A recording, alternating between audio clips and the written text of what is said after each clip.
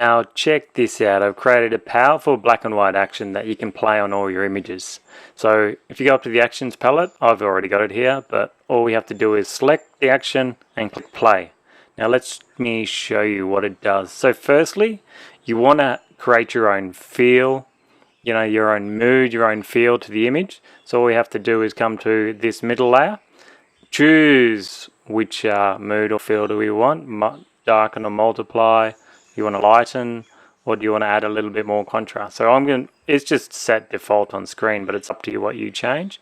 And then you can change the opacity, whether you want more or less on that image. So the next thing we've got is the darker background. So it's already created as well, which is cool. So I'll leave it off by default.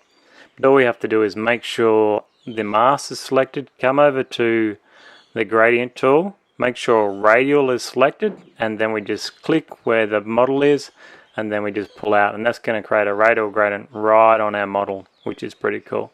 And of course, right down the bottom is the black and white gradient map. That makes your image black and white.